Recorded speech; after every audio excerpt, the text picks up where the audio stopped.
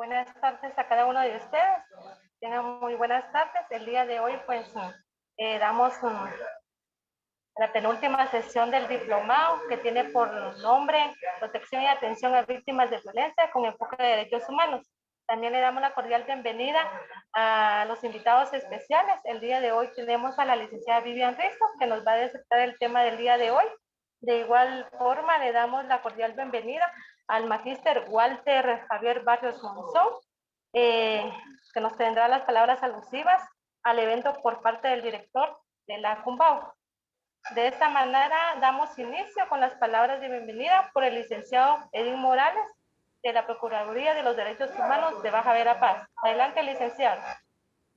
Muchas gracias, Alba. Buenas tardes para todos y para todas. Disculpen que estamos empezando un poquitín tarde ahí, pero siempre hay cuestiones técnicas que tenemos que resolver en el camino. Es un gran gusto estar con ustedes esta tarde como miembro de la Junta Directiva de Redes, en donde hemos impulsado este diplomado a partir del mes de enero. Si ustedes recuerdan que empezamos con todo este movimiento y ya estamos a un taller de terminar el diplomado, el último taller que nos toca en el mes de octubre y la sesión final que nos toca en el mes de noviembre, es decir, dos eventos de terminar nuestro diplomado. A pesar de las circunstancias, pues afortunadamente contamos todavía con un buen número de personas dentro del diplomado que han estado permanentemente. Les damos un agradecimiento por ese interés, por supuesto convencidos de que este proceso formativo de alguna manera está fortaleciendo la atención con calidad, la atención con enfoque de derechos humanos en las instituciones a las víctimas de violencia, desde cada una de las tareas que nos correspondan hacer a cada uno de nosotros. Bienvenidos, bienvenidas, bienvenidos compañeros de Junta Directiva de Redes Integradas, bienvenidos a todos los participantes del diplomado y también licenciado Javier Barrios, director del Centro Universitario. Muchísimas gracias por su presencia esta tarde, presencia virtual esta tarde en esta novena sesión del diplomado. Sean todos bienvenidos. Vamos a tener un taller bastante interesante porque pues la disertante del día de hoy tiene una experiencia bastante amplia en esta temática, por lo que pues esperamos y estamos seguros que así va a ser, que vamos a tener una actividad bastante interesante. Sean de nuevo bienvenidos y bienvenidas. Muchas gracias por estar aquí con nosotros esta tarde. Gracias, licenciado Edwin Morales. Seguidamente, pues le damos el espacio al licenciado Javier Barrios Monzón, director del Centro Universitario de Baja Verapaz, para las palabras alusivas. Le dejo el espacio, licenciado.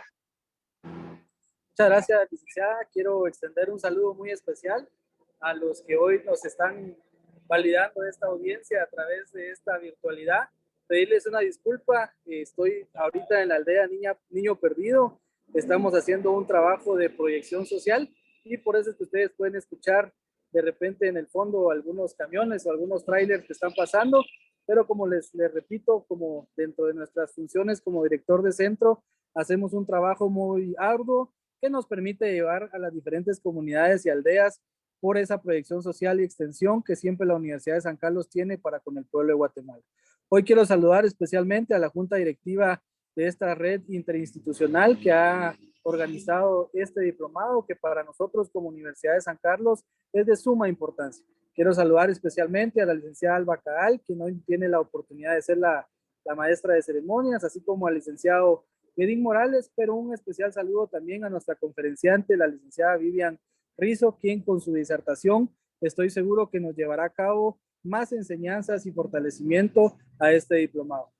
Bueno, pues miren, para mí es muy importante participar en este tipo de actividades. Desde el 1 de julio que el Honorable Consejo Superior me ha nombrado como director de este centro universitario en el querido y bellísimo departamento de Baja Verapaz, no hemos dejado de trabajar. Hemos estado al día, pendientes de cada una de las situaciones que atañen a nuestro departamento, especialmente en el sector académico.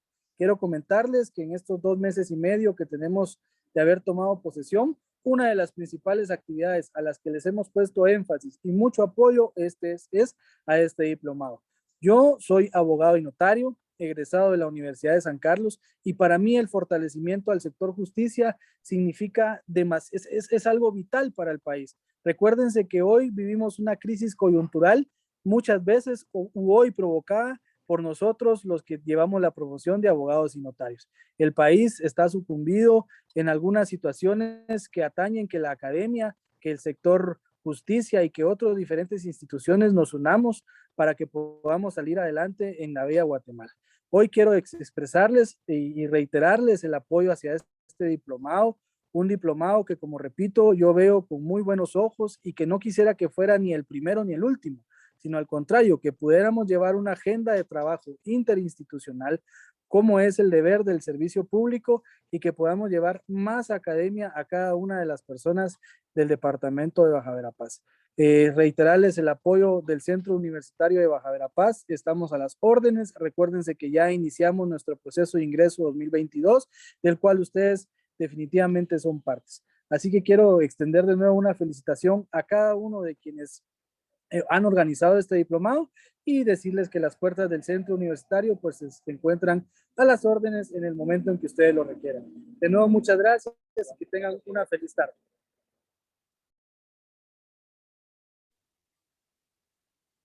Gracias, licenciado, por estas palabras y bienvenidas y alusivas a la sesión del diplomado. De igual forma, finalmente tenemos presentación de la licenciada Vivian Rizzo, que es la disertante para el día de hoy sobre el tema de atención en crisis a víctimas de violencia y herramientas para la atención y seguimiento de casos de víctimas de violencia. De igual forma, me es grato poder leer la hoja de vida de la licenciada Rizzo.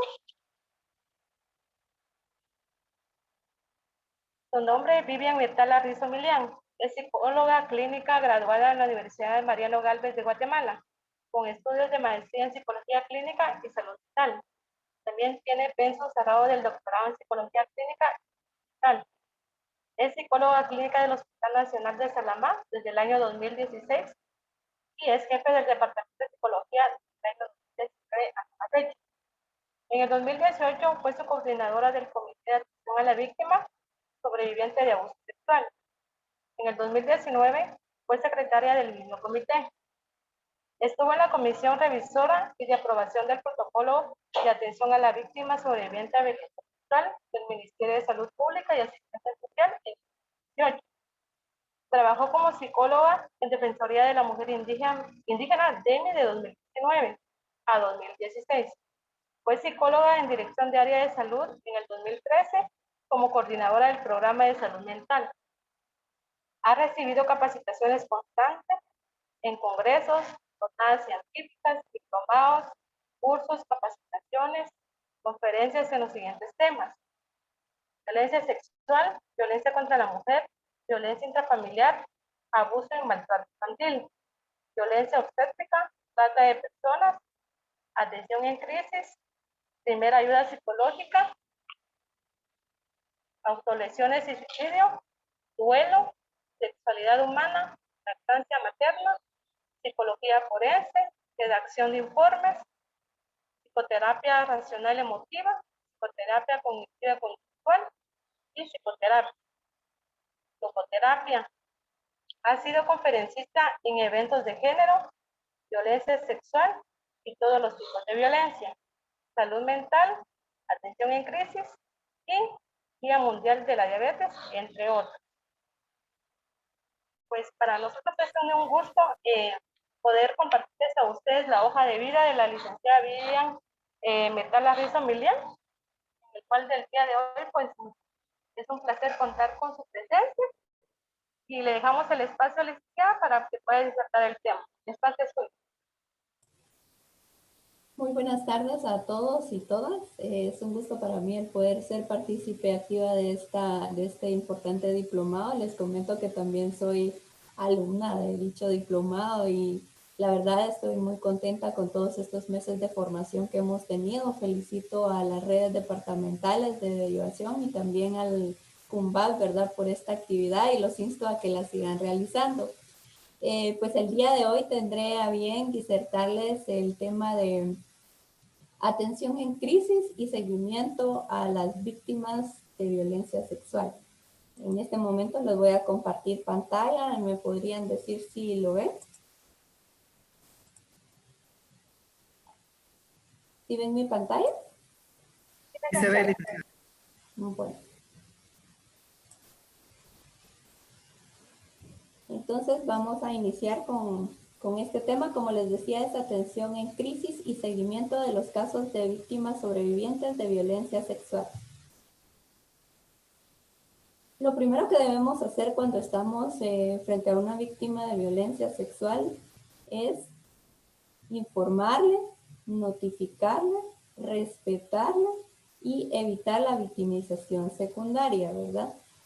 Informar sobre lo que estamos haciendo, cómo va a ser el proceso, ¿verdad? Notificar, también recordar de que es una obligación de todo empleado o empleada pública el notificar cuando se tiene conocimiento de delitos de violencia sexual o de cualquier tipo de violencia que incluya a menores, ¿verdad? Y también a personas mayores de edad. Respetar las decisiones de las personas, dando muchas veces las personas quieren comentarnos lo que les ha pasado, respetar los silencios de estas personas. Y también, como les estaba diciendo, evitar la victimización secundaria, ¿verdad? La victimización secundaria es la que se da cuando la paciente repite una y otra y otra y otra vez la misma historia de lo sucedido, ¿verdad? ¿Qué es una crisis emocional? Es un estado de desorganización mental producido por el impacto de una situación. Este es un evento crítico que altera la vida y sobrepasa las capacidades habituales de las personas para solucionar los problemas. También lo catalogan como un periodo limitado de desequilibrio psicológico precipitado por un cambio súbito y significativo en la situación vital del individuo. Se expresan síntomas y signos particulares que en otro contexto podrían ser indicadores de trastornos mentales, pero que en situaciones de crisis son vistos como normales ante estas situaciones anormales, ¿verdad? Por ponerles un ejemplo, podríamos hablar de lo que estaba sucediendo al principio de la pandemia, ¿verdad? Que muchas personas abarrotaron los centros comerciales, las tiendas, las supertiendas, ¿verdad? Las despensas, se acabaron ciertos productos básicos, ¿verdad? En otro contexto, si no estuviera esta situación, pues se hubiera entendido que las personas tenían algún problema de salud mental colectiva, ¿verdad? Sin embargo, dadas las circunstancias y que una pandemia es algo a lo que nadie estaba preparado y se sabía muy poco también sobre este virus y cómo iba a estar, si iba a haber encierro, si no iba a haber encierro, ¿verdad? Entonces, con esto, pues podemos comprobar que estaban pasando por una crisis emocional, estábamos pasando todos por una crisis emocional, ¿verdad? Entonces, no teníamos problemas de salud mental, era únicamente que la situación nos estaba llevando a esto, ¿verdad? Bueno, ¿qué reacciones pueden tener las personas que están en crisis? Reacciones cognitivas, como por ejemplo dificultad para pensar, falta de concentración, déficit atencional, dificultad para tomar decisiones, dificultad para focalizar, o sea, tendencia a la dispersión, a no, por ejemplo, cuando hay algunas víctimas, ¿verdad? Que cuando dicen el relato, tienden a poner atención a otros detalles y no focalizan en lo que estaba sucediendo. Entonces muchas veces pierden la correlatividad de las fechas, del tiempo en el que estaban, ¿verdad? De lo que nos estaban contando. Creo que es por eso que nuevamente pues las autoridades vieron esto, ¿verdad? Y ahora las personas que son víctimas de cualquier tipo de violencia, incluyendo la violencia sexual, pueden ir a ratificar su denuncia, ya que en ese momento podrían estar en alguna crisis y esto podría evitar que algunos datos muy importantes del hecho pues se les olvidaran o simplemente que por la dificultad de focalizar se dispersaran, ¿verdad? También déficit de memoria, que era lo que les acabo de explicar, ¿verdad? También tenemos reacciones emocionales, como por ejemplo la angustia, la tristeza, la rabia, miedo, impotencia la habilidad emocional, que sería cambiar rápidamente de un estado anímico a otro, ¿verdad? El aplanamiento afectivo, pareciera muchas veces que a las víctimas no les afecta lo que les ha sucedido, como si estuvieran en un estado de indiferencia total. Más sin embargo, pues también es una reacción emocional que se puede dar en cualquier crisis. También es una desconexión emocional, ¿verdad? También se puede dar esto, que pareciera que la persona no entiende qué es lo que está sintiendo en ese momento. También hay reacciones conductuales, por ejemplo, la impulsividad, el llanto, la agresividad, la negación o minimización, la evitación y la huida, ¿verdad? Entonces, estos son pues de las reacciones más comunes en toda persona que está en una crisis, no solamente en una crisis por algún tipo de violencia, sino que también en cualquier crisis como desastres naturales, como la muerte de algún familiar o como algo muy impactante en la vida de las personas. El abordaje de salud mental, ¿cómo debe ser? Lo primero son los primeros auxilios psicológicos, valga la redundancia, y se hace una intervención en crisis, ¿verdad? Y luego viene el seguimiento psicológico especializado. La intervención en crisis, o sea, los primeros auxilios psicológicos los puede dar cualquier persona que esté capacitada para este tema. No precisamente tiene que ser una persona especializada en salud mental, por eso el segundo paso que tenemos allí es el seguimiento psicológico especializado, ¿verdad? En los casos de víctimas sobrevivientes de abuso sexual, pues se les tiene que dar la intervención en crisis cuando las personas están afectadas emocionalmente, ¿verdad? Y luego ya se les da un seguimiento psicológico. Importancia de los primeros auxilios psicológicos. Una persona que recibe una atención y un apoyo psicológico adecuado con los primeros auxilios psicológicos, uno, se encuentra en mejores condiciones para la posterior elaboración del suceso. Dos, el nivel de estrés se va a reducir, disminuyendo así las manifestaciones físicas que este lleva asociado, lo que va a contribuir a mejorar el pronóstico de las afecciones físicas. Conseguir que las personas afectadas estén en condiciones de colaborar o al menos no interferir en las labores de rescate, movilizaciones o en este caso pues en las labores de las instituciones legales, ¿verdad? Como la toma de la denuncia y muchas otras cosas más.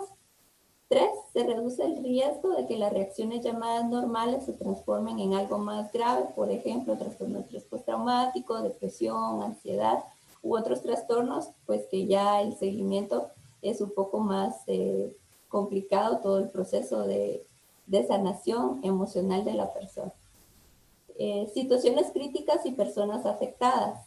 Casi toda persona que está envuelta en un desastre, sufre un accidente o cualquier otro tipo de situación crítica, también dígase la violencia sexual, física, emocional, el maltrato infantil, va a experimentar algún tipo de alteración emocional con diferente grado de ajuste funcional a la situación. Todos tenemos un punto de ruptura a partir del cual entramos en crisis.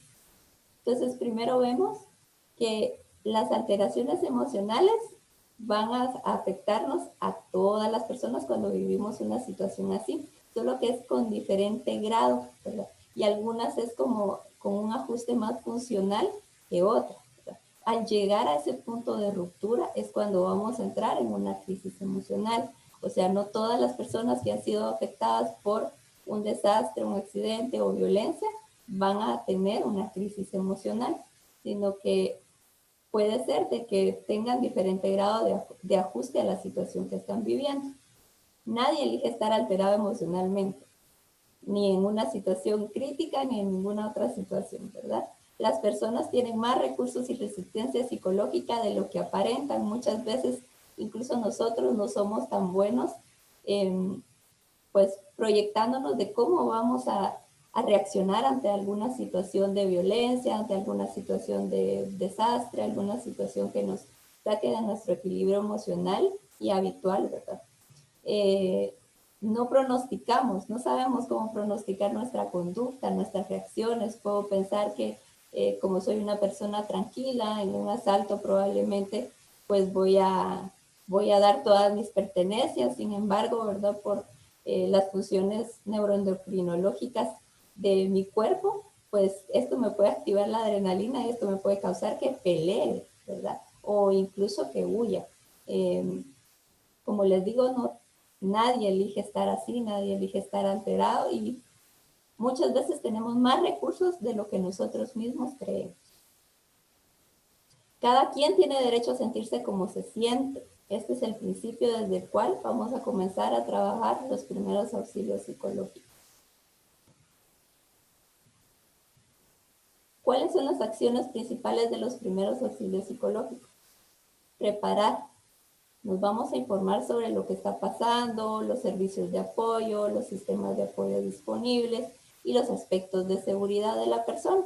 Aquí hablamos de seguridad porque muchas veces en algunos casos, pues, por ejemplo, están las cámaras, ¿verdad? Pueden ser reporteros o pueden ser personas pues ajenas al problema, que están de espectadores, que estén grabando a la persona. Entonces, debemos asegurarnos en prepararnos y ver la seguridad que va a tener esta persona para darle un ambiente de privacidad.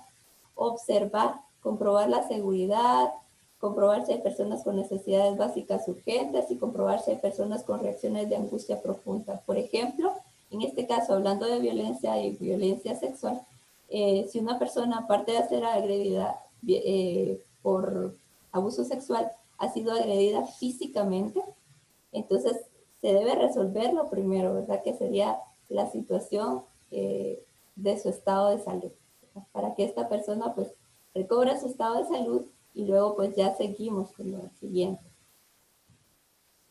Escuchar. Acercarse a las personas que pueden necesitar nuestra ayuda, preguntarle a las personas sobre su necesidad o preocupación y escuchar a la persona para ayudarla a que se calme. Lo más importante es escuchar. Muchas veces hablamos. Las soluciones que para mí pueden funcionar, puede ser que para otra persona no, ¿verdad? Entonces lo más importante es preguntar, ¿cómo te puedo ayudar? De esta forma estaremos escuchando. Conectar. Luego de que atiende las necesidades básicas de las personas, luego que la escucha, que tiene la posibilidad de ayudarla a que se calme, que tiene la posibilidad de acceder a los servicios, que va a ayudar a hacerle frente a la persona sus problemas, hay que proporcionarle información y conectarlo con sus seres queridos y su red de apoyo disponible, ¿verdad? Más adelante lo vamos a ver, pero quiero hacer énfasis en esto, que debemos conectar a las personas con sus seres queridos y círculo de apoyo si esta persona acepta esa ayuda, ¿verdad? No sabemos si la persona pues que está afectada en este tipo de situaciones específicas, por ejemplo la violencia o violencia sexual, pues si estas personas con quien nosotros las vamos a conectar también son agresores o son cómplices del hecho traumático que está viviendo el paciente. ¿Qué hacer? También, como les mencionaba anteriormente, hay que mantener la privacidad. Hay que asegurarnos que la persona esté en un espacio privado para que pueda, pues, expresarse libremente. Escuchar. Creer la historia. No podemos cuestionar, no podemos dudar, ¿verdad? Recordemos que para una atención en crisis, sea psicólogo o no sea psicólogo, puede ser personal de enfermería, médicos, personas de instituciones que estén capacitadas en primeros auxilios psicológicos. No estamos ahí para cuestionar, ¿verdad? Eso pues ya se hará en un debate, ¿verdad? Y eso lo harán con el agresor, no con la víctima, ¿verdad? Una voz suave que le dé confianza a la persona, estimular la comunicación, no hacerle preguntas cerradas, ¿verdad? ¿Se siente bien? Me pueden decir sí, me pueden decir no, es mejor preguntar cómo se siente, ¿verdad? Entonces ahí estoy estimulando con una pregunta abierta a que la persona verbalice sus sentimientos, sus pensamientos y qué es lo que está viviendo en ese momento. También es importante, pues, hacer un buen uso del lenguaje corporal, ¿verdad? No podemos estar de brazos cruzados, no podemos estar con desinterés en nuestro rostro o en nuestras actitudes, porque las personas lo van a percibir y quizás no nos van a tener la misma confianza de que les podamos ayudar si nuestro lenguaje corporal no es el adecuado. Hay que valorar las prácticas tradicionales de todas las personas.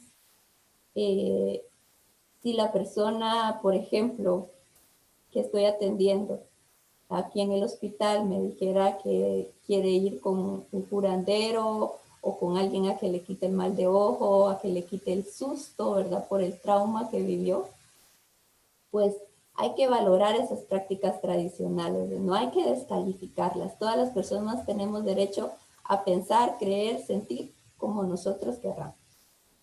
Informar, este también es un punto importante, informarle qué estamos haciendo, ¿verdad? No solamente, pues, hacer las cosas sin decirle nada, informarle también cuál es nuestro nombre, qué es lo que queremos, ¿verdad? Qué le queremos ayudar, cómo le podemos ayudar, orientar a la persona y referir a psicología, ¿verdad? Esto también pues, es muy importante después de haber dado la atención en crisis, ¿verdad? Que la persona tenga un seguimiento más cuando son casos de todos los tipos de violencia, ¿verdad? Sabemos que esto deja huellas emocionalmente en las personas y necesitan pues ser orientados a través de un profesional de la salud mental. Hay que prestar atención especial a los signos de peligro. ¿Cuáles son los signos de peligro? Ideas suicidas, intento suicida o ideación o intento homicida. En muchos casos pues se ha escuchado a veces que los padres de las víctimas pues mencionan que le quieren ir a pegar o le quieren ir a buscar a la persona que ha sido el agresor cuando lo conocen, ¿verdad? Y que quisieran matarlo. A esto debemos tener alerta nosotros, ¿verdad? Y pues si no es especialista en salud mental, referir a salud mental y tratar de que la persona entre en razón de cuáles serían las consecuencias para él o para ella y también para la persona que ha sido víctima de cualquier tipo de abuso. ¿Qué cosas no hacer? No generar culpa o inseguridad. Muchas veces en los casos de violencia sexual se da que hay comentarios, ¿verdad? ¿Y usted qué hacía en la noche o a tan altas horas de la noche en la calle? ¿O por qué saliste solita? ¿Verdad? O y usted así estaba vestida. Entonces nosotros estamos pues generando culpa en las personas y esto fuera de ayudarle va a afectar más.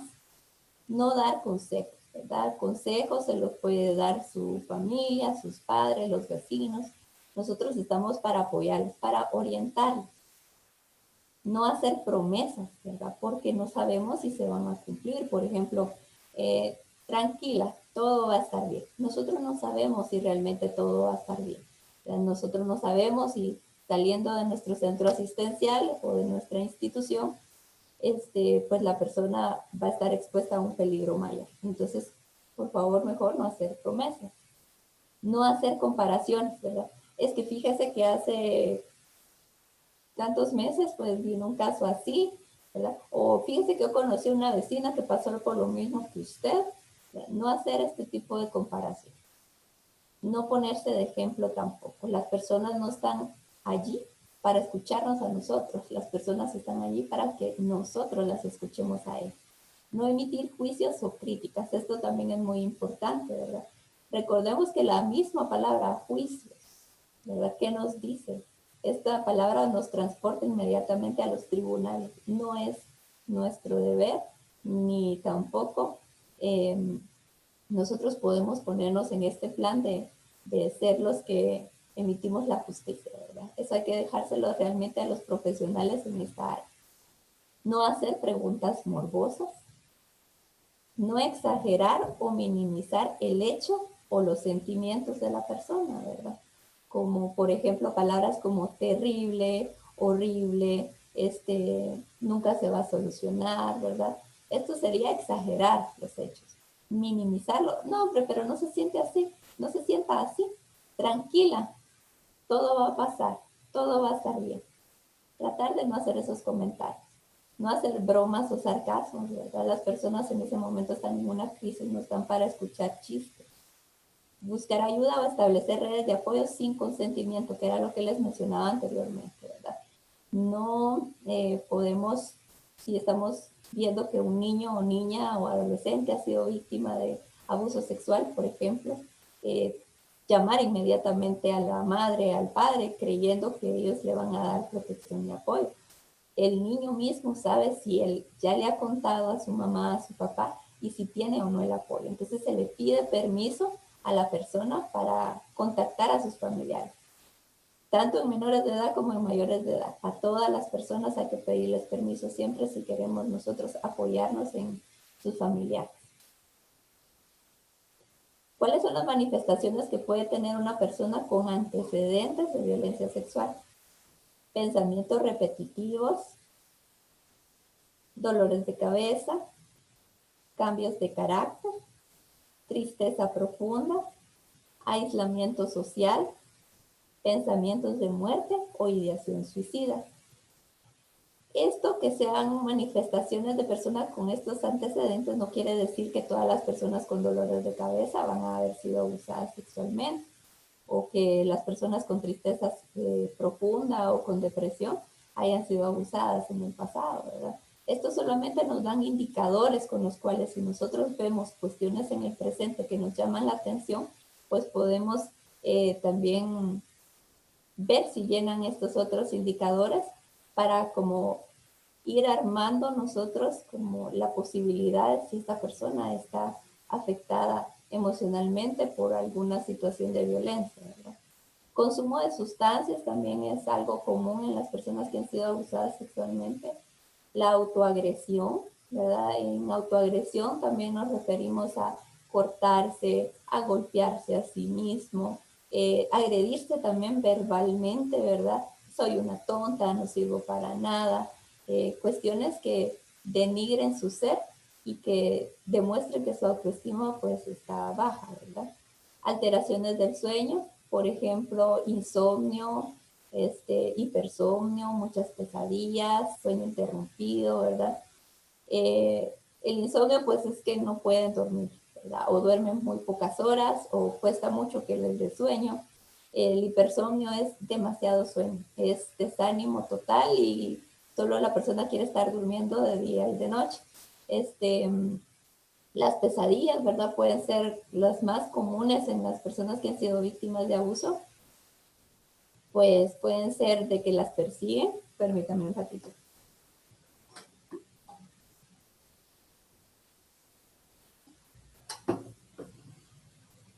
Perdón.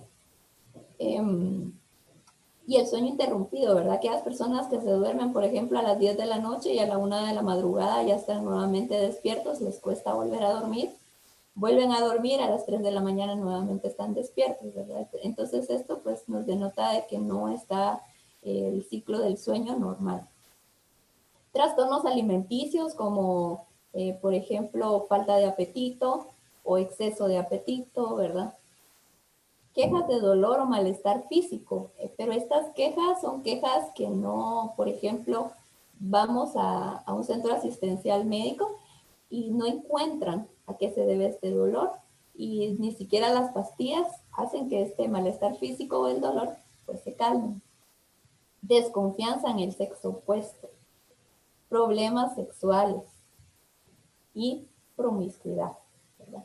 Como les digo, estos son indicadores, no es que así va a ser en todas las personas, puede ser que algunas personas presenten algunas de estas o algunas personas pues presenten la mayoría de estos indicadores. ¿Cuáles son las posibles manifestaciones en las víctimas de violencia sexual? Niños, niñas y adolescentes específicamente. Pueden haber cambios de carácter, ¿verdad? Tal vez teníamos una niña muy alegre, muy efusiva, y de repente la niña empezó a ser muy tímida, muy retraída. Cambios de conducta también, ¿verdad? Antes la niña ayudaba en la casa,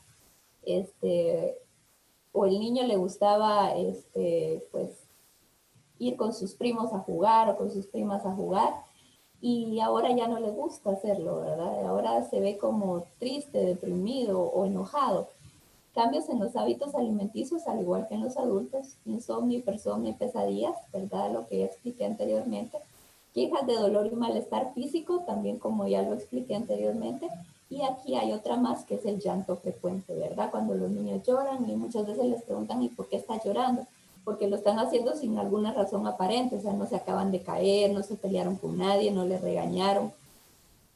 Entonces, pueden manifestar este llanto, ¿verdad?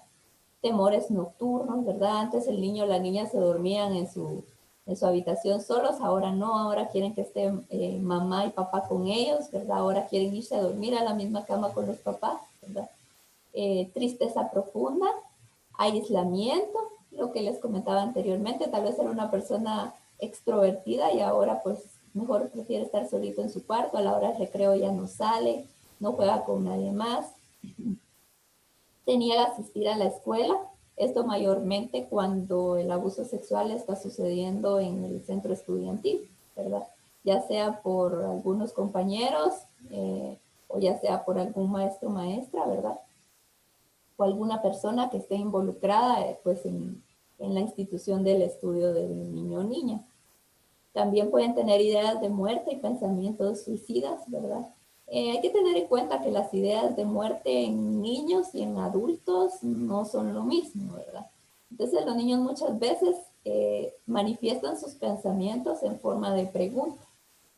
Un niño no les va a decir, fíjate que es muy difícil que se los digan, ¿verdad? Y fíjate que yo me quiero suicidar o yo me quiero quitar la vida. El niño les va a preguntar, ¿verdad? Muchas veces qué hay más allá, qué hay más allá de la vida, qué pasa cuando nos morimos, y si yo me muero, ¿tú qué harías, verdad? Debemos de ponerle atención a estas preguntas. Puede ser también esto, hay que tener cuidado, como les digo, son solo indicadores, ¿verdad? No es un hecho que sea así, porque puede ser que la persona esté atravesando por un duelo, ¿verdad? Que se haya muerto algún pariente, alguna mascota, y por eso el niño empieza a preguntar sobre la muerte, ¿verdad? Entonces, hay que alarmarse cuando ninguna de estas situaciones ha sucedido y el niño de repente empieza a preguntar por eso. También hay rechazo al sexo opuesto, ¿verdad? Trastornos que se pueden llegar a desarrollar en los pacientes que han sido víctimas de abuso sexual. Trastornos psicosomáticos, como por ejemplo lo que les explicaba anteriormente, ¿verdad? Los dolores de cabeza, los dolores de estómago, malestar generalizado y no se encuentra la causa, ¿verdad? Trastornos conversivos también. Convierto el dolor emocional en un padecimiento físico, por así decirlo. O sea, ya sea en que me duele el brazo o que tengo dormido el brazo, pero mi molestia realmente no es el brazo, o sea, mi molestia está siendo algo emocional. Enuresis y encopresis, esto es cuando los niños ya aprendieron a ir al baño, ¿verdad? Y solitos, y de repente empiezan a hacerse pipí nuevamente, empiezan a hacerse popó, ¿verdad? Entonces hay que poner cierto cuidado cuando vemos este tipo de conductas de los niños. Trastornos alimenticios también, antes comía bien, dicen las mamás, y ahora fíjese que ya no come nada, ¿verdad? Poner atención en esto. O fíjese que ahora está comiendo mucho, come demasiado y antes pues comía lo suficiente, ¿verdad? Autoagresión también se puede dar, ¿verdad? En todas las personas. Como les decía, las lesiones físicas, los cortes en la piel, ¿verdad? Hay personas que se golpean con otros objetos o con paredes o con cuestiones así para canalizar, según ellos, ¿verdad? Pero es una forma incorrecta de canalizar la agresividad y el enojo por haber sido víctimas de abuso. Trastornos del estado de ánimo, por ejemplo, la depresión, ¿verdad? Trastornos de ansiedad, trastornos del sueño, suicidio, ¿verdad? Puede ser que a veces las personas que hayan sido afectadas por violencia sexual tengan las ideas suicidas, no se detectó a tiempo, tengan los deseos y tengan en el intento suicida y consumaron el acto, ¿verdad? Entonces ya es un suicidio, ya no hay vuelta para atrás, ya la persona pues perdió su vida esto pues pudo haberse evitado si hubiese una buena comunicación, ¿verdad? También trastornos de la identidad sexual. ¿Cuál es el abordaje psicológico en niños, niñas y adolescentes? Hay que establecer comunicación con ellos, ganarse la confianza de ellos. Hay que asegurarles que van a tener la protección, ¿verdad? Que ellos se sientan realmente protegidos por nosotros. Hay que creerles, ¿verdad? No hay que estar con ellos dudando, haciéndoles preguntas para que ellos sientan que son unos niños mentirosos, ¿verdad? Esto no hay que hacerlo. Pues puede ser que después el niño ya no hable y que siga siendo víctima de abuso. En el seguimiento psicológico, ¿verdad? Tenemos que estar pendientes en los cambios de carácter, en la tristeza profunda, pues esto después se puede convertir en depresión, en el rechazo a asistir a la escuela, pues esto puede causar deserción escolar, ¿no?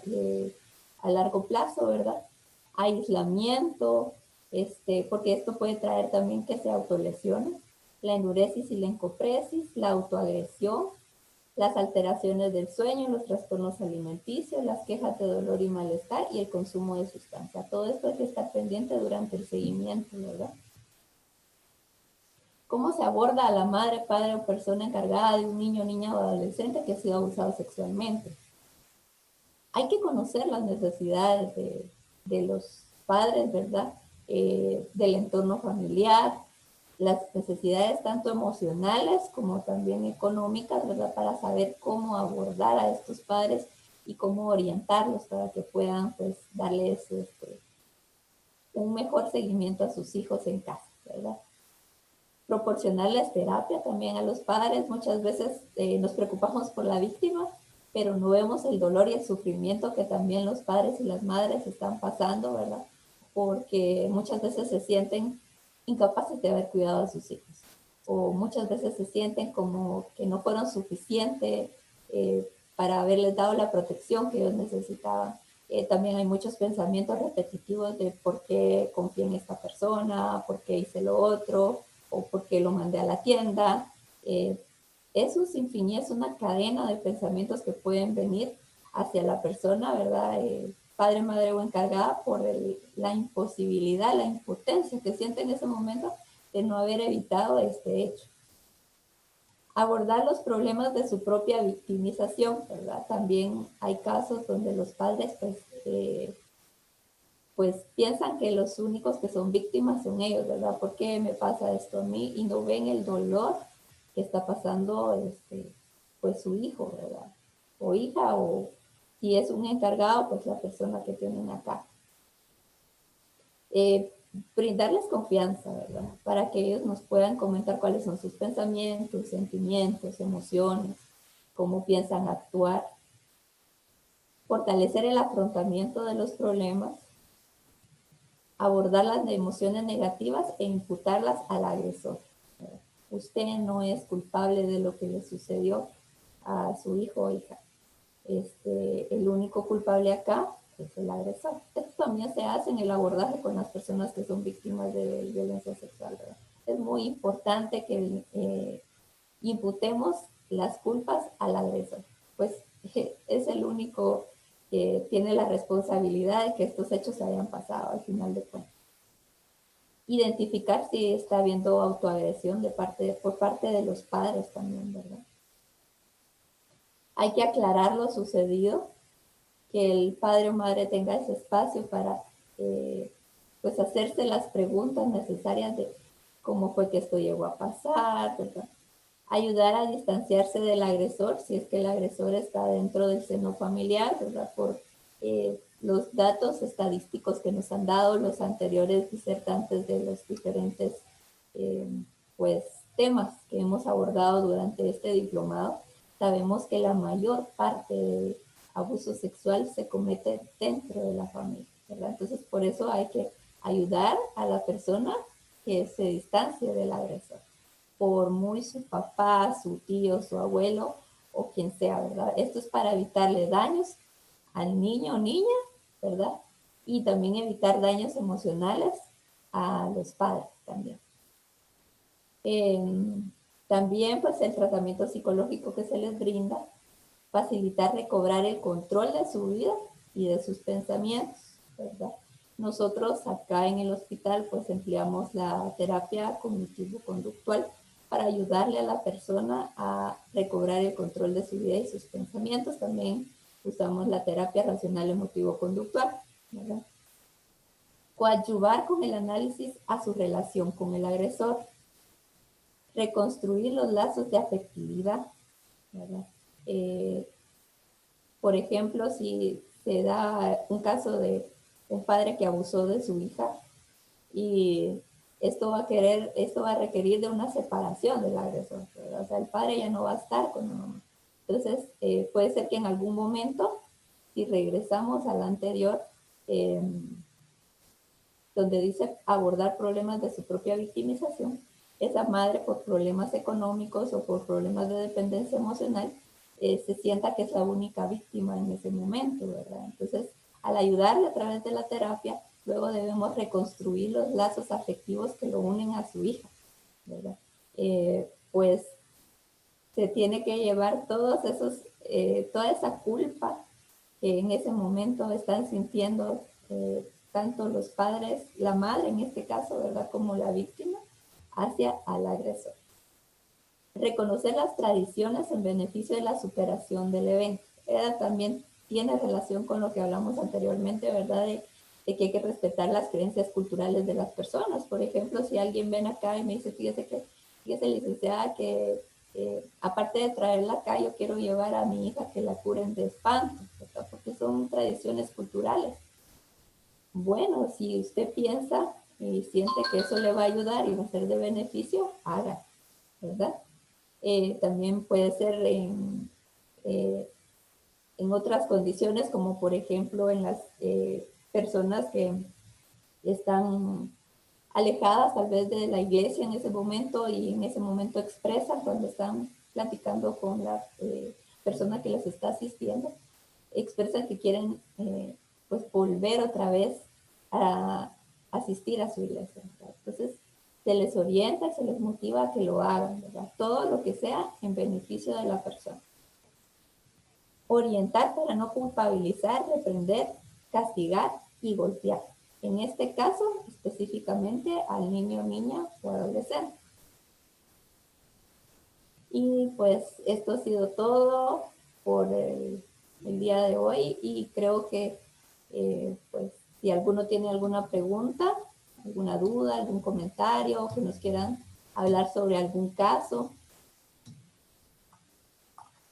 pues lo podemos resolver en este momento.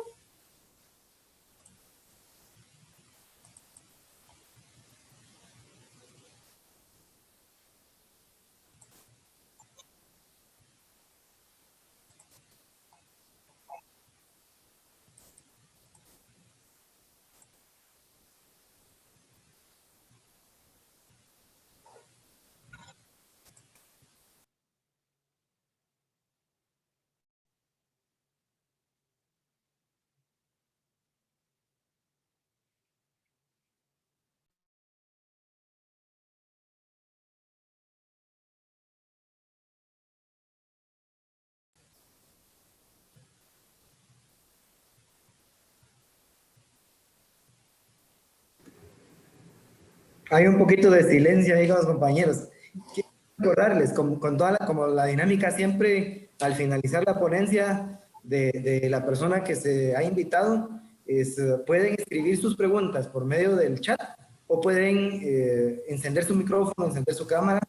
Pues si no pueden encender la cámara también es válido, pero por lo menos el micrófono y hacer su comentario, observación, pregunta o alguna experiencia que se pudiera compartir, porque dentro del grupo que estamos cursando el diplomado es multidisciplinario, hay abogados, hay psicólogos, hay trabajadores sociales, entonces en esa medida cada una de los profesionales en este foro podemos ir fortaleciendo aquello que en lo que tenemos alguna debilidad.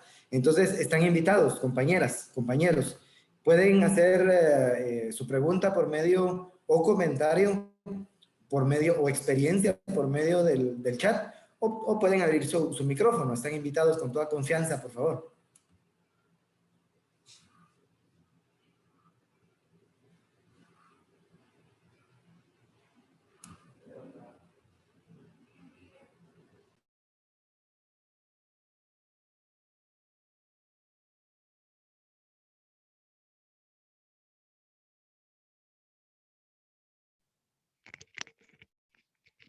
Lic Álvaro tiene su mano pidiendo la palabra. ¿Puede hablar, Lic Álvaro? Lo escuchamos.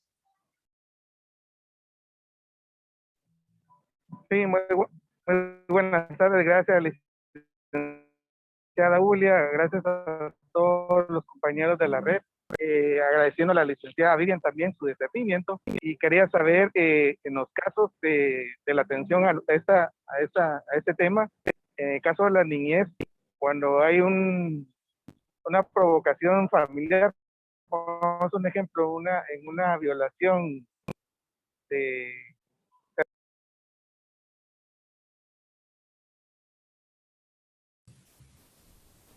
Fíjese que ya no lo escuché, se cortó. Se le apagó su micrófono, Lic Álvaro.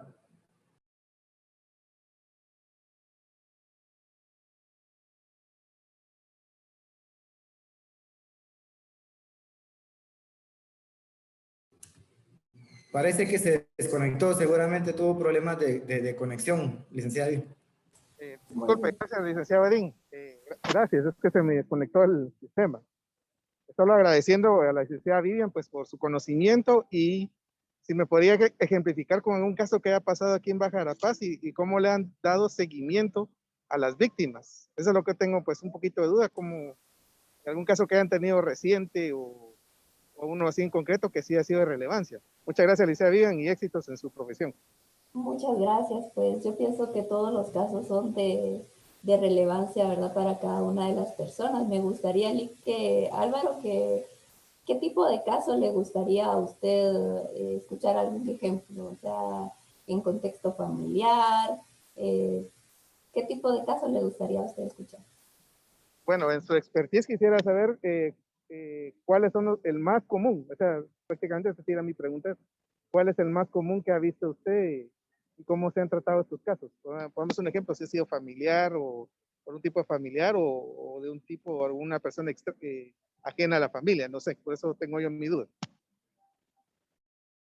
Muchas gracias. Sí, pues los más comunes que nos han llegado acá al hospital pues son casos que lamentablemente han sido dentro del seno familiar, ¿verdad?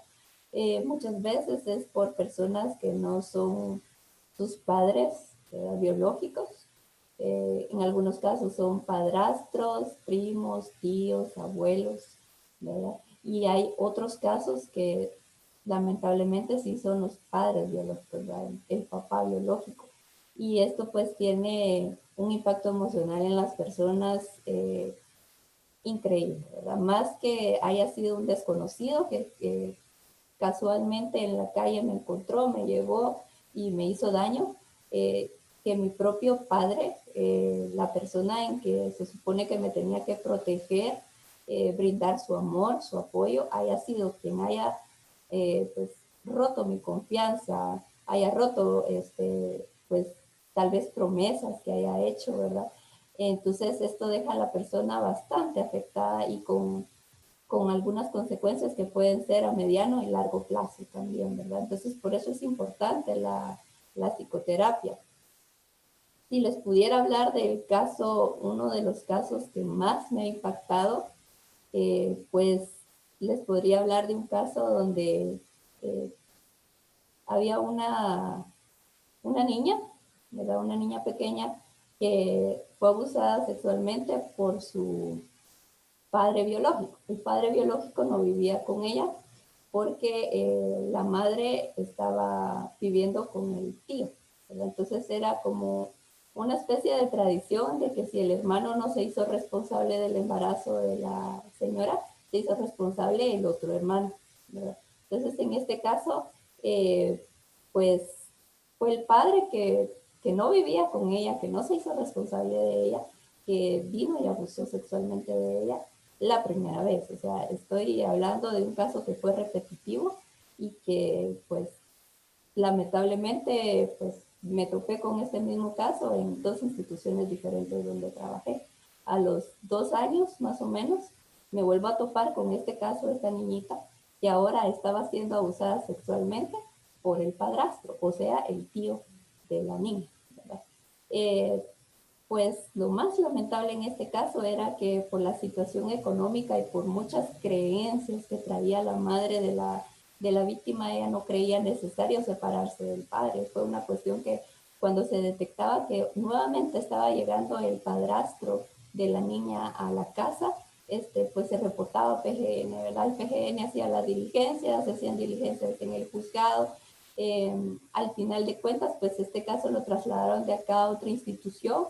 No supe al final qué fue lo que pasó, ¿verdad? Si la madre pues al fin pues reaccionó o respondió a la psicoterapia de una forma adecuada para poder darle la protección que su hija necesitaba, pese a los problemas económicos que se pudieran haber tenido, ¿verdad? Ese ha sido uno de los casos más impactantes que he visto en estos años.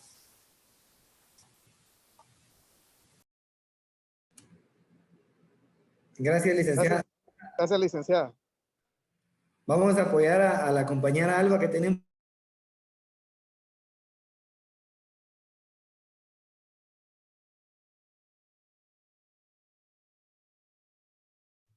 Hola, Edin, se le fue el audio.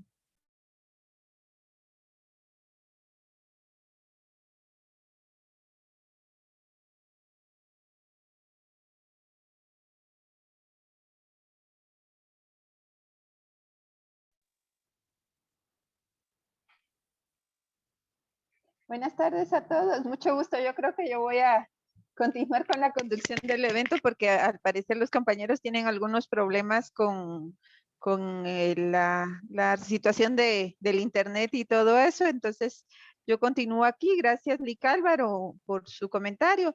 ¿Alguien más tiene alguna pregunta, algún comentario sobre la exposición de la licenciada Vivian?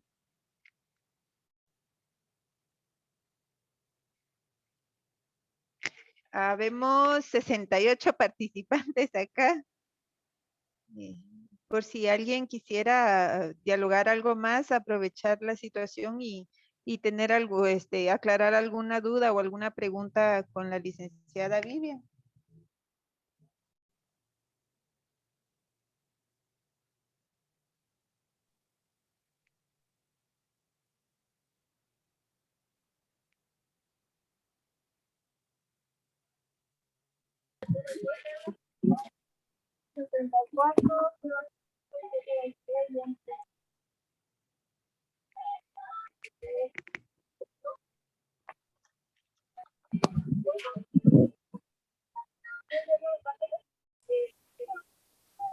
Creo que podríamos hacer otra dinámica, William.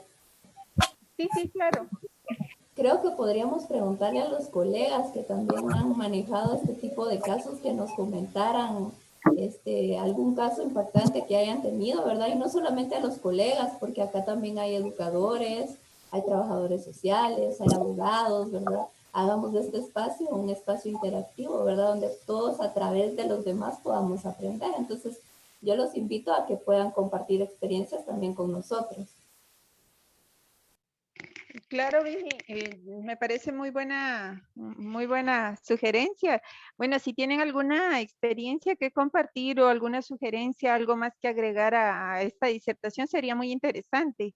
Yo quisiera compartirles, yo trabajo para el Ministerio Público, me conocen, acá en OAB, atendemos a mucha niñez y adolescencia y sí me he dado cuenta y hay que percatarse de esto, que en ocasiones los niños, niñas o adolescentes no quieren hablar y hay que ver los horarios de alimentación. Muchas veces les hace falta comer.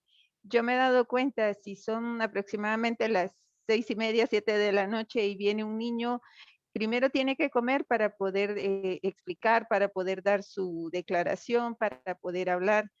si estamos en horario de almuerzo también. Entonces, si un niño o niña son las 3 de la tarde y ya ha pasado en procedimientos o en situaciones y no ha comido, es bien difícil que hable, que se exprese. Entonces, quizás también la atención en crisis es ver esas necesidades básicas que los niños tienen, o sea, tener acceso a un servicio sanitario, tomar un poco de agua, a veces vienen con sed. Estamos hablando de que la niñez y adolescencia víctima no es solo que vive aquí a la vuelta de la esquina y todo, estamos hablando de que a veces vienen de comunidades muy lejanas, que les ha tocado caminar, que tal vez salieron a las 3 de la mañana de su casa y que no tienen los recursos económicos disponibles como para decir, ah, bueno, voy a comprar un almuerzo y como un poco.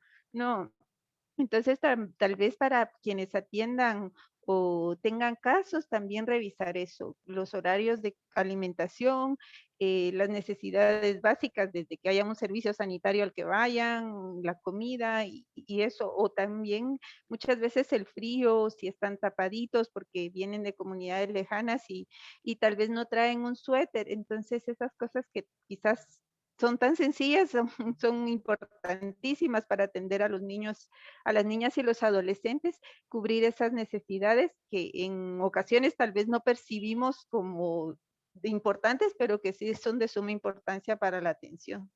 Entonces, si alguien más quisiera dar a conocer algún caso que haya tenido, alguna experiencia o alguna observación, es importante que la hagan saber acá para que podamos dialogar. Yo creo que la interacción y de las experiencias podemos aprender muchas cosas y eso nos puede ayudar en nuestro trabajo, en lo que hacemos en el día a día. Se me olvidaba comentarles, pues con lo que hablaba al principio y tiene relación con lo que tú dices, Ulla, ¿verdad? El ayudar a satisfacer las necesidades básicas también está como el servicio sanitario, ¿verdad? Algo tan simple, pero que la persona con su tristeza, con su dolor, pues si nosotros cuando vamos a una casa ajena nos da pena preguntar por el sanitario, ¿verdad? Imaginen una víctima, entonces debemos de tratar de que donde estemos atendiendo a la persona, pues haya cerca un sanitario, ¿verdad? Nosotros acá pues tenemos una clínica especializada en atención integral a la víctima sobreviviente de violencia sexual, tenemos un servicio sanitario, tenemos dispensador de agua pura, también se tiene el servicio de las dietas, ¿verdad? La alimentación que le pasan a todos los pacientes. Entonces, al momento de haber un paciente de violencia sexual en la clínica, pues la enfermera el profesional o la enfermera auxiliar viene y les coordina con las personas de cocina su dieta para que se los pasen a ella y a su acompañante, ¿verdad? Entonces, sí, para cubrir todas esas necesidades y que la persona no esté distraída por hambre o que no quiere hablar por hambre, que es el caso que tú mencionabas, ¿verdad? También acá, pues, como les decía, los primeros auxilios psicológicos los puede dar cualquier persona, no es necesario que sea un profesional en la salud mental. Acá en el Hospital Nacional de Saramá, por parte del Comité de Violencia Sexual, se les capacita anualmente al personal de enfermería en su totalidad y al personal médico de emergencia y especialistas también en su totalidad para que puedan brindar una mejor atención en primera ayuda psicológica, ¿verdad? Esto con el fin de que tal vez un paciente vino por que se quebró un brazo, se quebró un pie y se descubre que es un niño que es víctima de maltrato, ¿verdad? O tal vez viene una niña por qué ha pasado, ¿verdad? Por infección urinaria o porque está sangrando en su vulva, ¿verdad? Y pues se detecta que es un caso de abuso sexual. Entonces la primera persona que tuvo contacto con esta víctima, desde ese momento pues ya empezó, no tiene que juzgar, no tiene que criticar, tiene que darle confianza a la persona, tiene que hacerla sentir segura, ¿verdad? Entonces es importante que todos conozcamos un poco sobre los primeros auxilios psicológicos, ¿verdad? Para poder ayudar a las personas. Desde la persona que está en la entrada hasta el jefe de la institución o del centro asistencial.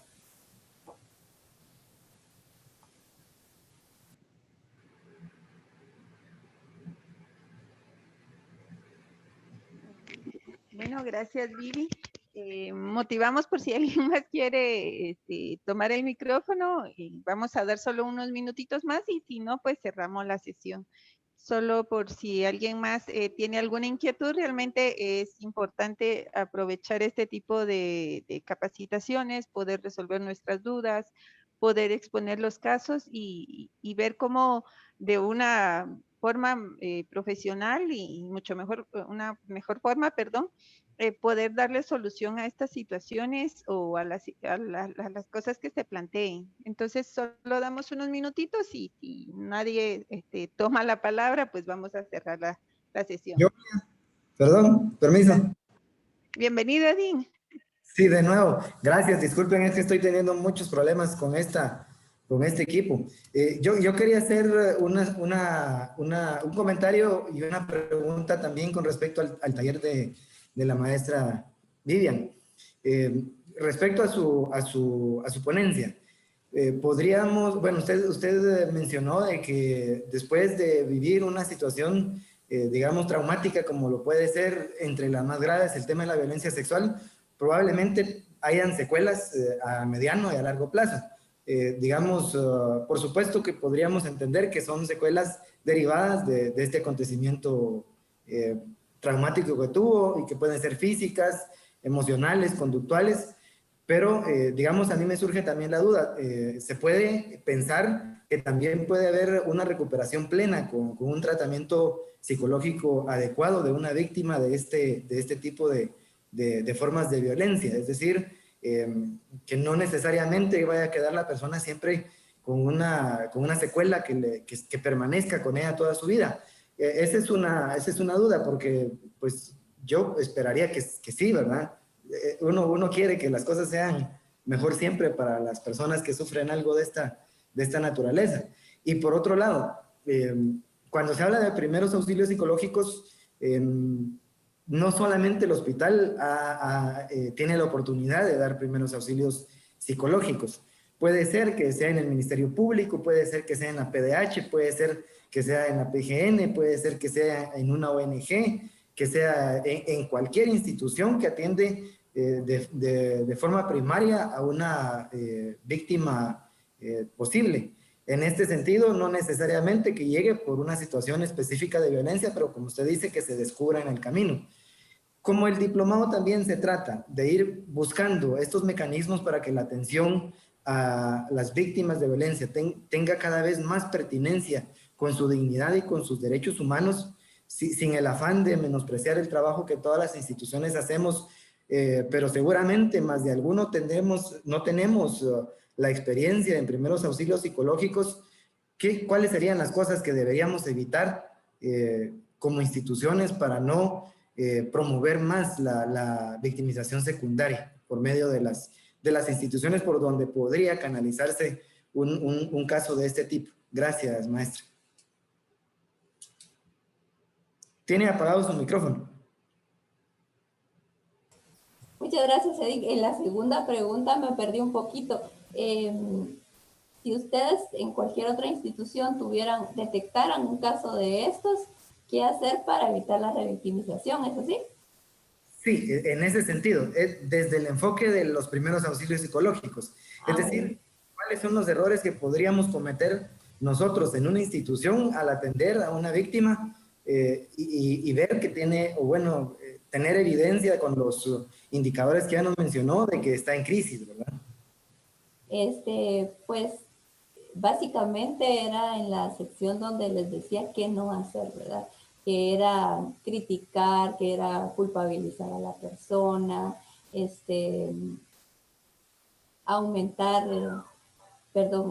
minimizar, ¿verdad? O aumentar las reacciones emocionales, ¿verdad? Con las palabras, por ejemplo, qué terrible, qué horrible, o, ya cálmate, ¿verdad? Todo va a estar bien. Entonces, pues si ustedes gustan, les puedo pasar la presentación por medio del correo para que la podamos tener todos, ¿verdad? Y pues puedan tener esto de los primeros auxilios psicológicos que son tan importantes, ¿verdad? Y que yo sí les recomendaría en todas las instituciones para que podamos tenerlo, como les decía, desde la persona que nos recibe en la puerta hasta la persona que está a cargo de la institución, ¿verdad? Y respecto a la primera pregunta, fíjese que me están entrando muchos mensajes, ahorita voy a apagar el teléfono, no, me perdí también, ¿será que me lo podría volver a repetir? Disculpe. Gracias, gracias. Fíjese, le preguntaba al respecto de que se mencionaba en su presentación de que pueden quedar secuelas a mediano y a largo plazo derivado de la vivencia de un evento traumático como la violencia sexual. Yo le preguntaba que si los tratamientos o la terapia psicológica podrían eventualmente darle a la persona la oportunidad de tener una recuperación total sin estas secuelas a largo y mediano plazo. Sí, gracias. Sí, cabal, cuando empezó a decir la pregunta ya me recordé. Sí, lamentablemente no todas las personas terminan su proceso psicoterapéutico, ¿verdad? Pero lo que se trata es desde el principio de la psicoterapia tratar de que la persona se adapte a su entorno nuevamente y que vuelva a tener todas las actividades normales que se tenían anteriormente al suceso de violencia sexual. Sí, hay muchos casos, ¿verdad? Por ejemplo, el año pasado asistí virtualmente a un Zoom de las BET, me parece que era, ¿sí? Donde una de las disertantes, una de las licenciadas que está pues en un puesto muy importante en las BET, mencionaba que ella fue abusada sexualmente. Si ella no hubiese superado esta situación, ella el día de hoy no podría estar ayudando a personas que han pasado por la misma situación de ella, ¿verdad? Entonces, y también conozco algunos otros casos de personas que trabajan en este tema y que defienden aguerridamente a las personas, ¿verdad? Que están tratando, ya sea psicólogos, abogados, médicos, enfermeras, trabajadoras sociales, ¿verdad? Entonces hay muchas personas, muchas más personas que lograron, tal vez no con una terapia, ¿verdad? Porque antes, pues, no se acostumbraba tanto, no lo normalizaban, ¿verdad? El ir a terapia, sino que se tenía más tabúes que los que se tienen ahora. Entonces, no todas las personas podían, por el factor económico, o por el tiempo, o por el qué dirán, asistir a terapia, ¿verdad? Pero estas personas inconscientemente crearon, pues, las herramientas para superar esta situación, ¿verdad? Algunas, como les digo, tal vez son abogadas aguerridas que defienden a las víctimas, ¿verdad?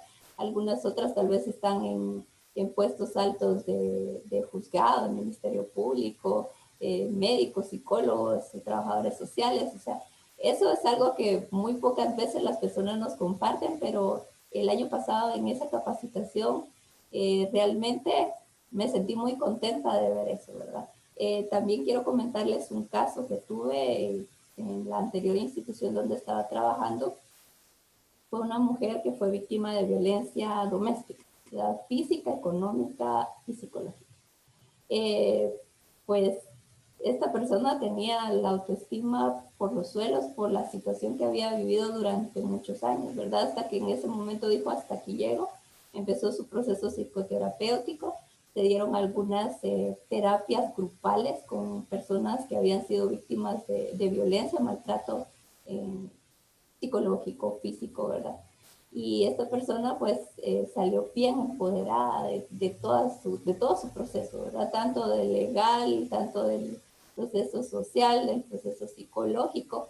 Y me la encontré a los 2 años en una reunión de las redes de derivación de Alta Verapaz, ¿verdad? Y estaba ayudando a mujeres víctimas de violencia y estaba en un puesto pues bastante influyente en el sentido de que puede mover a las personas y puede ser líder de las personas que están pasando por esta situación y ahora las está guiando y les está ayudando, ¿verdad? Para que puedan pues, salir de toda esta situación de violencia que están viviendo. Entonces sí, hay muchas personas que gracias a Dios superan esto.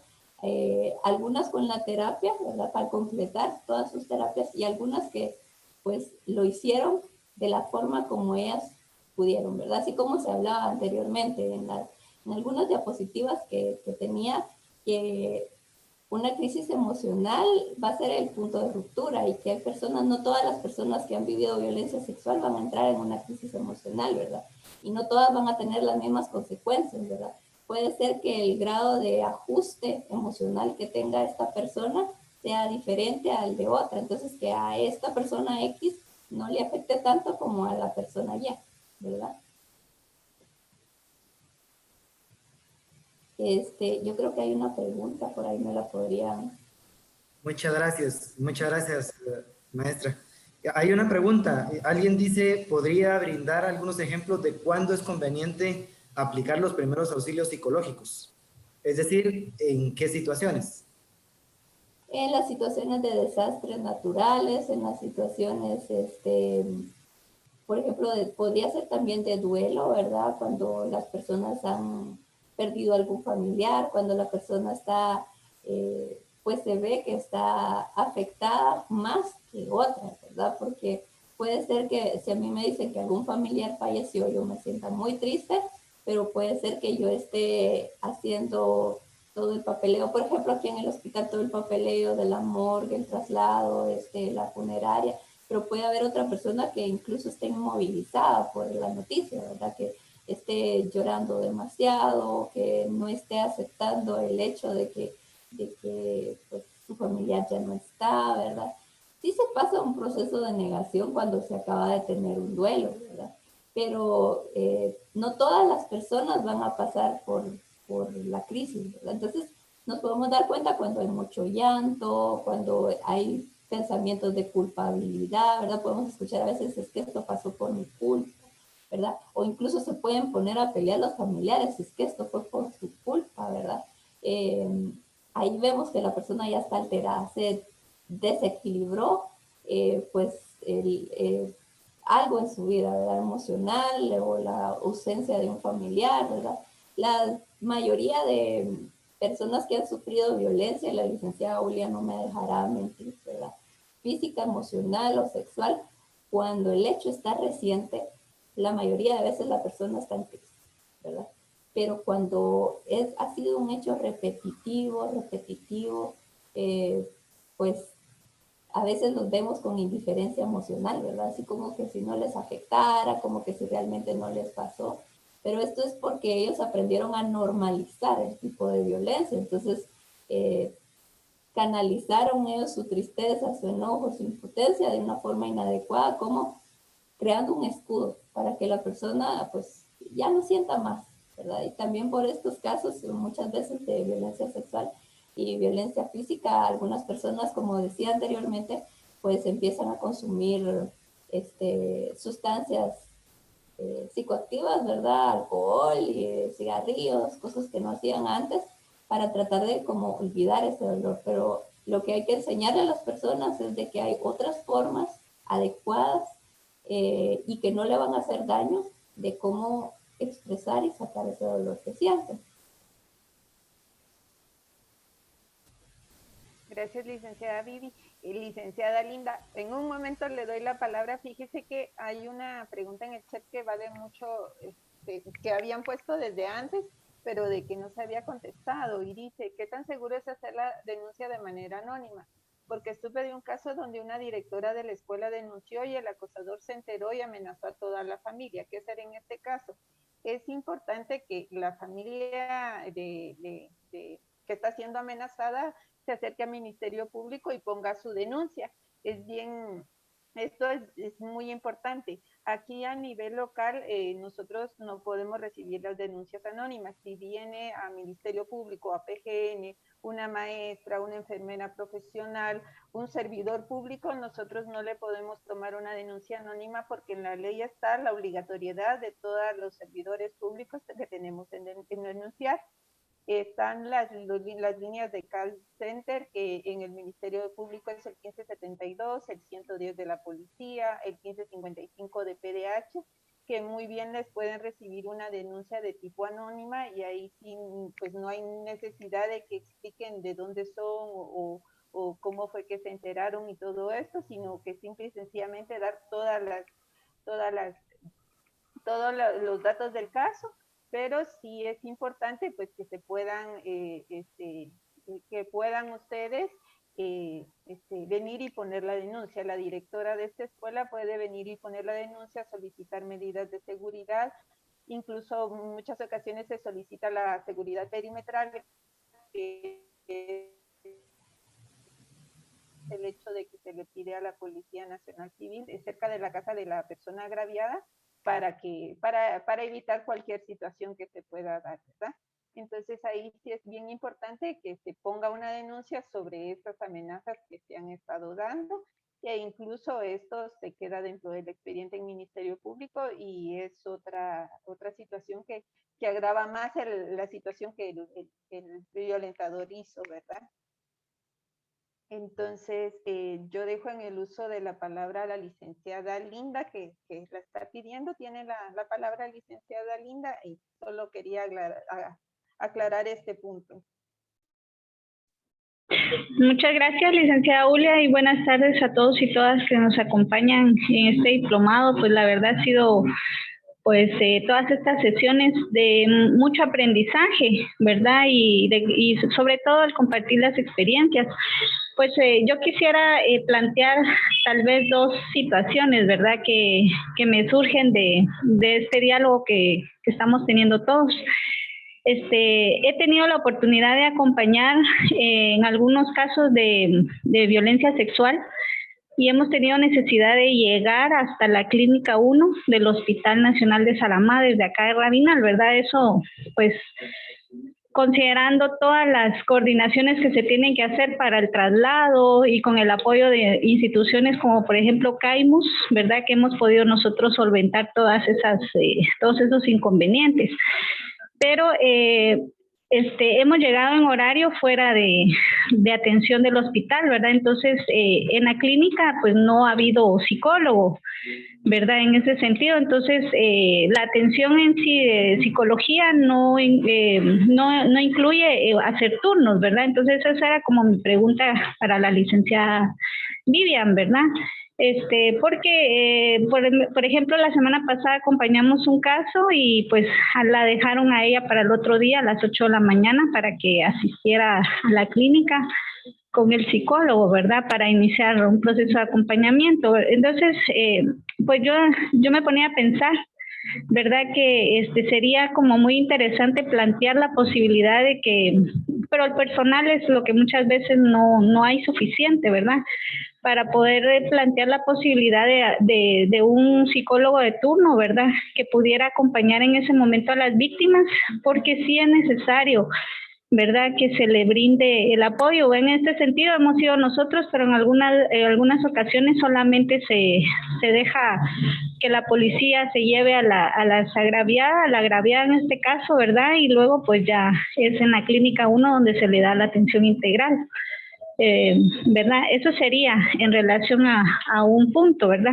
Luego, con lo que usted decía, licenciada Julia, en la cuestión de la alimentación, es lamentable que en las instituciones o en las oficinas de atención a la víctima donde nosotros atendemos, es lamentable que ni siquiera tengamos un fondo como para poder apoyar a estas víctimas, porque si bien usted decía que ellas necesitan estar alimentadas, bueno, en ocasiones ellas no tienen hambre, pero casi que es obligatorio ofrecerles de comer, ¿verdad? Porque ellas también necesitan, pues, tener algo en el estómago, ¿verdad? Sobre todo cuando se les va a aplicar el kit de emergencia, que son medicamentos tan fuertes que si no llevan nada en el estómago, pues pasan muy mal todo ese periodo, ¿verdad? De cuando reciben el kit de emergencia.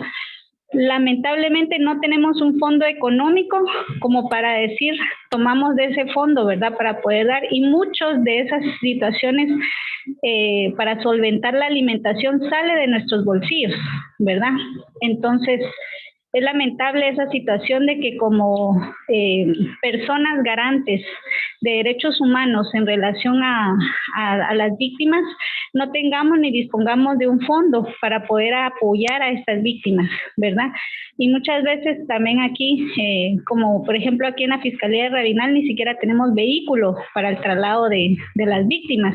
Entonces siempre tenemos que estar pidiendo el apoyo, y eso es lo interesante también, ¿verdad? Porque gracias a a la red de derivación de Rabinal, pues mantenemos un muy buen canal de coordinación con las instituciones y entre todas pues nos apoyamos para sacar adelante a las víctimas, ¿verdad? Entonces, quería compartir este punto, ¿verdad? Y sobre todo que la mística en el trabajo es lo más importante, porque muchas veces como trabajamos con este tipo de delitos todo el tiempo, nos vamos deshumanizando, ¿verdad? Y quiero pues a experiencia propia compartir de que todos los casos son tan diferentes que no hay ni un caso que se repita, ¿verdad? O una situación de violencia que sea repetitiva, ¿verdad? Y de hecho hasta lo puede uno plasmar en los informes de atención, ¿verdad? Donde cada persona es tan diferente y las reacciones y las secuelas igualmente, ¿verdad? Dependiendo de los niveles de resiliencia de cada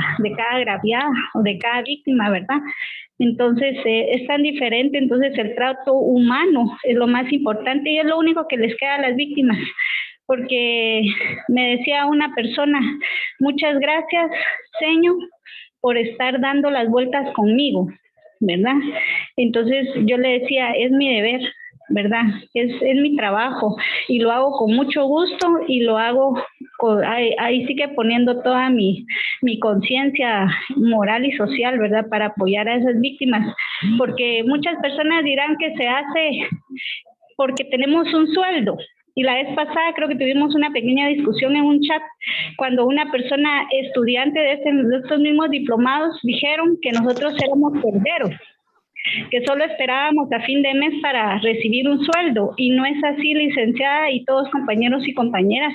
Todo lo que hacemos lo hacemos con voluntad y es porque nos debemos a un pueblo, nos debemos a una población y nos debemos a las víctimas, ¿verdad? Y es por eso que no importa la hora en que tengamos que estar llegando a nuestras casas, ni las horas extras, como diríamos, ¿verdad?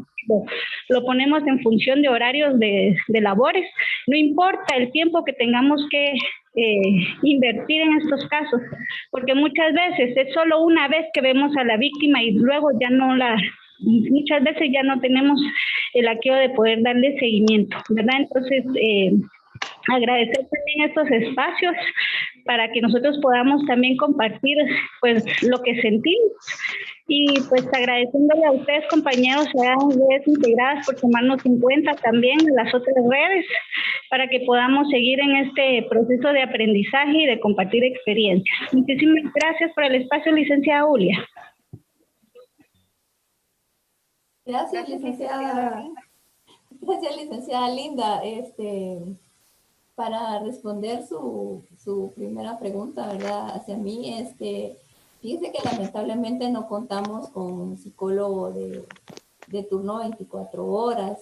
Lo que sucede es que no, o sea, estos casos que llegan en crisis en horarios inhábiles son poco frecuentes, ¿verdad? Entonces, lo que sí estaría muy bien, ¿verdad? Y que nosotros estaríamos contentos si tuviéramos el personal adecuado para turnar, ¿verdad? Sería que hubiera un psicólogo de llamada, ¿verdad? O sea, que cuando hay un caso lo llaman bien, ¿verdad? Porque por las cuestiones que implica, pues contratar a un personal y se va a venir a hacer los turnos y pues la mayoría de veces no van a haber casos, ¿verdad?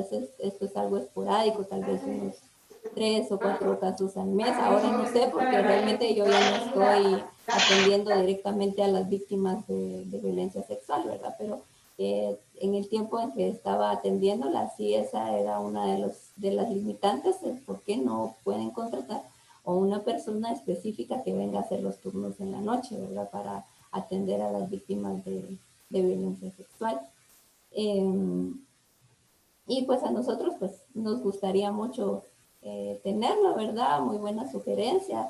Los horarios de atención de los psicólogos acá en el hospital y de los psicólogos de Clínica 1 es de 7 de la mañana a 3 de la tarde en horario hábil, de lunes a viernes, días no festivos, ¿verdad?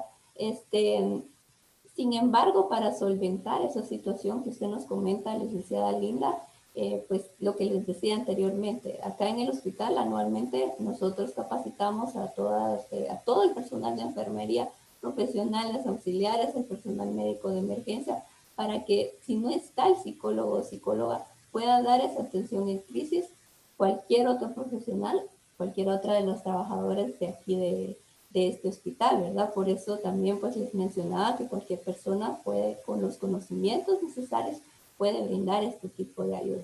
Pero pues la felicito por las gestiones y por el trabajo que usted realiza con sus pacientes, ¿verdad? Y qué bueno que ese día que usted vino acá a la clínica, pues la tenían a usted, que es una psicóloga y que ha trabajado mucho en este tema. Muchas gracias. Muchas gracias, licenciada. Tenemos por aquí alguna pregunta que ya fue respondida porque también es respecto a la situación de psicología 24 horas en el hospital. Entonces vamos a dar por respondida, es del licenciado Álvaro, pero también tenemos otro comentario por acá que quisiera hacer referencia yo y responderla yo si me lo permiten. Dicen, es importante que se sigan los protocolos porque después de plantear una denuncia solo se cita a la persona denunciada y no hubo seguimiento y solo se recibieron amenazas también. Queda un poco ambigua la información. Supongo que esto ya se refiere a la tramitación de un caso en particular en el ámbito penal en las instancias correspondientes, que pudo haber sido un juzgado, pudo haber sido el Ministerio Público.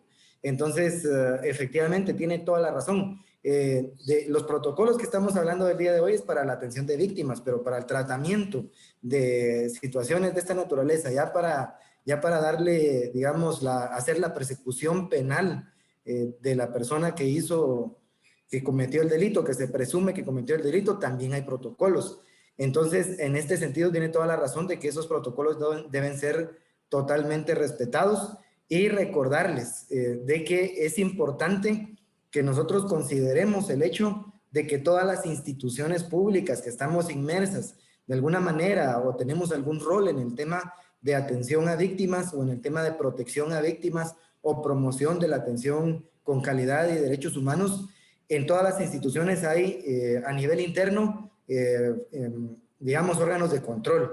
Entonces, si en algún momento nosotros conocemos de algún funcionario o empleado público de cualquiera de las instituciones del Estado que nosotros creamos que se está haciendo mal el trabajo, es importante ponerlo de conocimiento a la misma autoridad de esa misma institución para que no suceda esta situación, ¿verdad? Porque si digamos en el caso que plantea la compañera, solamente se citó a la persona que se había denunciado y sobre eso amenazó, está cometiendo un delito más todavía, entonces esto se le tiene que sumar y esto ya corresponde al trabajo de investigación que hacen los fiscales del Ministerio Público, pero es importante que nosotros como instituciones del sistema de protección a víctimas y también como ciudadanos o ciudadanas también ejerzamos algún tipo de presión y tener muy claro de que tenemos derecho a demandar una atención con calidad. Y si la persona que me está atendiendo en este momento en esta institución no lo está haciendo de la manera como yo creo que es la correcta, entonces yo también puedo acudir a otras instancias dentro de la misma institución o a otras instituciones. Es decir, hay alternativas, ¿verdad? Y pues también dice la licenciada Linda que todos deberíamos recibir capacitaciones sobre atención en crisis. Yo creo que todos estamos de acuerdo. No sé si hay alguna otra duda, pregunta, comentario, sugerencia.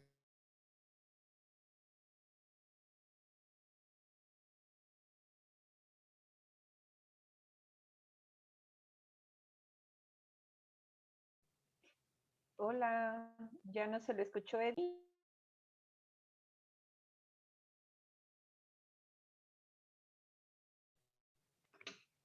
Bueno, Eddie nos comenta que se le apagó otra vez la compu, no sé qué.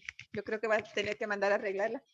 Vamos a continuar entonces. Yo considero de que si no hay ninguna otra pregunta o alguna duda o comentario, vamos cerrando la sesión. No sé si me escuchan. ¿Sí me están escuchando? Entonces, gracias. Primeramente agradecerle a Vivian Rizzo. Muchas gracias, Vivi, por la disertación. Excelente tema. Te agradecemos mucho. Yo creo que todos aprendimos un poquito más acá escuchándote. Muchísimas gracias. Gracias extensivas también al Hospital Nacional de Salamá, que es parte importante de las redes integradas y que pues la coordinación ha sido constante y el apoyo también. Muchísimas gracias, haciéndolo extensivo al director del hospital y al Comité de Violencia también, con quien coordinamos activamente. Agradecemos a cada uno de ustedes su participación, comentándoles que el próximo... Tenemos el 27 de octubre el próximo taller, que sería el último taller, que sería el protocolo de la Comisión contra el Trabajo Infantil que lleva el Ministerio de Trabajo. Entonces nos van a dar a conocer este protocolo. Y por último, tenemos el 17 de noviembre, que es la sesión final del diplomado. Entonces ahí sí tenemos a una disertación especial, no tenemos un tema específico, pero sí tenemos una disertación ese tema y estaríamos concluyendo. Les agradecemos a cada uno con las recomendaciones. Nosotros siempre vamos a estar recordando la fecha del diplomado porque ahorita también nos vemos hasta casi que entre un mes, es el 27 de octubre, es bastante tiempo. Les vamos a estar recordando. Mucho ojo con inscribirnos porque esa es la asistencia al curso. Y por lo demás, agradecidos, muchas gracias Vivi otra vez y gracias a cada uno de los que están acá y por sus comentarios y por enriquecer este taller. Muchas gracias, feliz tarde. Muy buena tarde a todos.